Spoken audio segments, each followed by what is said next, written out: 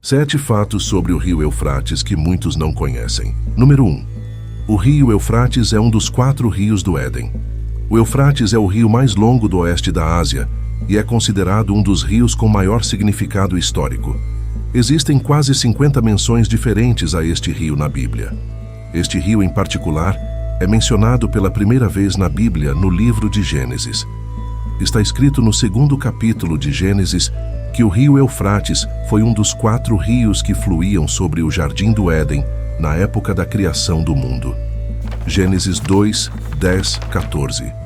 Agora um rio saía de Éden para regar o jardim e a partir dali dividia-se em 4 rios. O nome do primeiro é Pison. Ele circunda toda a terra de Havilá, onde há ouro. O ouro dessa terra é excelente. Lá também existem o bidélio e a pedra de ônix. O nome do segundo rio é Giom. Ele circunda toda a terra de Cute. O nome do terceiro rio é Tigre. Ele corre pelo oriente da Assíria. E o 4º rio é o Eufrates. A narrativa parece ter sido escrita por um observador ocular, provavelmente Adão. Antes de continuarmos, gostaria de pedir que deixasse seu like e se inscrevesse no canal. Número 2. O rio Eufrates contém uma caverna oculta. O esgotamento do rio Eufrates tornou possível visitar uma caverna, bem como vários locais históricos que antes eram inacessíveis.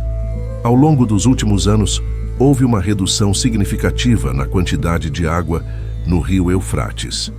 Algumas pessoas estão ansiosas para apontar o esgotamento do leito do rio como o cumprimento das profecias sobre o fim dos tempos encontradas na Bíblia.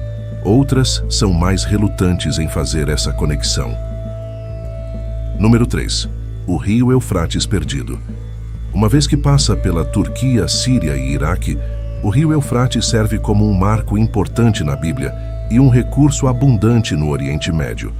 Ele está localizado na região conhecida como Crescente Fértil. O Crescente Fértil é uma faixa de terra fértil que se estende desde o rio Nilo, no Egito, a oeste, nordeste através da terra de Israel e depois ao sul e sudeste até a planície que cerca os rios Tigre e Eufrates, naquilo que costumava ser chamado de Mesopotâmia, que significa entre os rios. Se os rios Tigre e Eufrates mencionados na Bíblia são os mesmos rios reconhecidos por esses nomes hoje, então a localização do Jardim do Éden deve ter sido em algum lugar do Oriente Médio. A direção que um rio toma pode ser alterada até mesmo por uma inundação moderada em uma área localizada. Mas a inundação que ocorreu no tempo de Noé foi mais do que apenas uma inundação localizada. Conhecemos os rios modernos de hoje como o Tigre ou o Eufrates, porque Noé e seus filhos deram nomes a alguns rios no mundo pós-diluviano após os rios pré-diluvianos familiares. A topografia da Terra sofreu uma transformação dramática como resultado do dilúvio. Como consequência direta disso, o rio Eufrates mencionado em Gênesis pode não mais existir. É possível que os rios atualmente conhecidos como Eufrates tenham sido simplesmente nomeados após os rios que estavam ligados ao Éden. Número 4. A profecia do Apocalipse. A Bíblia diz que um dia o rio Eufrates secará para abrir caminho para um rei. O rio Eufrates é discutido em Apocalipse 16, considerado a seção do livro referente ao futuro próximo. Esse esgotamento não é apenas um fenômeno climático, mas parece ser orquestrado divinamente como parte dos eventos que antecedem o Armagedom. Sob o Anticristo, a maldade do homem atinge seu ápice e é recebida com a ira de Deus contra o pecado. A 7ª trombeta convoca os 7 julgamentos ousados. O rio Eufrates entra na 6ª tigela. O 6º anjo derrama sua tigela de julgamento sobre o rio Eufrates e suas águas secam para que o caminho seja preparado para a vinda dos reis do Oriente. Alguns especulam sobre o motivo pelo qual esses exércitos do Oriente se dirigem para o Ocidente. Algumas pessoas têm a noção de que isso é uma resposta a uma figura global conhecida como o Anticristo, que está baseado na Europa. No final, eles entrarão em combate com Deus. Número 5. O rio Eufrates e o Armagedom. Em seguida, os reis da terra se reuniram no lugar que em hebraico é chamado de Armagedon. E aqui está. O esgotamento do Eufrates está conectado a uma grande guerra com todas essas interpretações. A Bíblia sugere que o esgotamento do rio Eufrates está sendo causado por um anjo derramando um vial ou arco da ira de Deus. Isso indica que o esgotamento não é resultado de razões naturais, como clima ou intervenção humana, mas é um evento divinamente projetado. O propósito é claro: preparar o caminho para os reis do Oriente, preparando assim o palco para a batalha profetizada. Essa grande batalha acontece em um lugar chamado Armagedon. O que é a Batalha do Armagedon? Neste ponto, Jesus retorna, e a batalha travada em Armagedon resultará na destruição de todos os inimigos de Deus. Apocalipse 16, 17 e 20. Então, o sétimo anjo derramou a sua tigela no ar, e do santuário saiu uma voz forte, que veio do trono, dizendo: Está feito. Houve relâmpagos, vozes, trovões e um grande terremoto. Nunca houve um terremoto tão grande, desde que o homem existe sobre a terra. Tão violento foi o terremoto. A grande cidade foi dividida em 3 partes, e as cidades das nações caíram.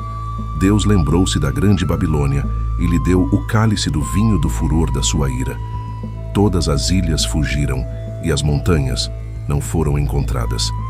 Apocalipse 19, 11 e 20. Vi o céu aberto, e diante de mim um cavalo branco, cujo cavaleiro se chama Fiel e Verdadeiro. Com justiça ele julga e faz guerra. Seus olhos são como chamas de fogo, e em sua cabeça há muitas coroas. Nele está escrito um nome que ninguém conhece senão ele mesmo. Está vestido com um manto tingido de sangue, e o seu nome é Palavra de Deus. Os exércitos dos céus o seguiam, vestidos de linho fino, branco e puro, e montados em cavalos brancos. Da sua boca sai uma espada afiada, com a qual ferirá as nações. Ele as governará com cetro de ferro. Ele pisa o lagar do vinho do furor da ira do Deus Todo-Poderoso. Em sua capa e na sua coxa está escrito este nome: Rei dos Reis e Senhor dos Senhores. Vi um anjo em pé no sol, e ele clamou em alta voz a todas as aves que voam pelo meio do céu: Venham, reúnam-se para o grande banquete de Deus, para que vocês possam comer carne de reis, generais e poderosos, carne de cavalos e de seus cavaleiros, e carne de todos, tanto livres como escravos, pequenos e grandes. Vi também a besta, os reis da terra e os seus exércitos reunidos para guerrear contra aquele que estava montado no cavalo e contra o seu exército. Mas a besta foi presa, e com ela o falso profeta que havia feito os sinais miraculosos em nome dela, com os quais ele havia enganado aqueles que receberam a marca da besta e adoraram a sua imagem. Os 2 foram lançados vivos no lago de fogo que arde com enxofre. O restante foi morto pela espada que saía da boca daquele que estava montado no cavalo, e todas as aves se fartaram de carne deles.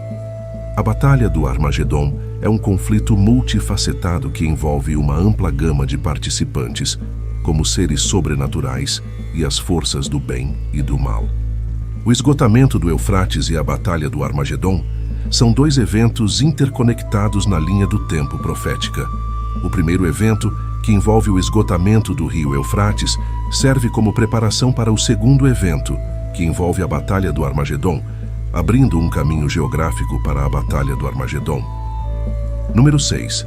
O esgotamento do Eufrates e o fim do Anticristo. Após o esgotamento do rio Eufrates, o que acontecerá com o Anticristo? Ele liderará a Batalha do Armagedon? As pessoas ficarão mais insatisfeitas com a liderança deste ditador global, que quebrou todas as promessas que fez ao longo da Batalha do Armagedon. Partes significativas do mundo começarão a construir suas próprias forças militares na tentativa de derrubá-lo. Se o rio Eufrates não estiver mais lá, os governantes das terras orientais terão um tempo mais fácil para atacar o Anticristo. O maior conflito na história da humanidade começará. Número 7. A segunda profecia do Eufrates. Deus emite um veredicto de julgamento contra os líderes e sábios de Babilônia, bem como contra os guerreiros das cidades, falsos profetas, cavalos, carros de guerra e tesouros. Deus promete que sua espada de julgamento virá contra o povo de Babilônia, assim como contra seus príncipes, sábios, adivinhos, homens poderosos, cavalos e carros de guerra. Esta é a terra de imagens esculpidas, e eles estão insanos com seus ídolos. Tudo em que Babilônia confiava sentiria a espada do julgamento de Deus, incluindo os povos misturados que compunham seus exércitos, seus tesouros e seus ídolos. Deus diz: uma seca virá sobre suas águas, e elas secarão, pois é uma terra de ídolos sem valor, e eles estão loucos por ídolos terríveis, nesses objetos de terror nos quais confiam tolice. Jeremias 50:38. Tanto o Eufrates quanto os rios Tigre fornecem água para a cidade de Babilônia. Ambos os rios estão completamente secando neste ponto. Estamos vivendo atualmente os eventos que Jeremias profetizou que aconteceriam. Deus prometeu que sua espada de julgamento viria contra o povo de Babilônia, assim como contra seus príncipes, sábios, adivinhos, homens poderosos, cavalos e carros de guerra. Tudo em que Babilônia depositava sua fé viria sob a ira e o julgamento de Deus. Quanto à profecia de Jeremias de que o rio Eufrates secará, existem várias possibilidades. A profecia foi realizada em 539 a.C., quando o rei persa Ciro assumiu o controle de Babilônia por conquista militar.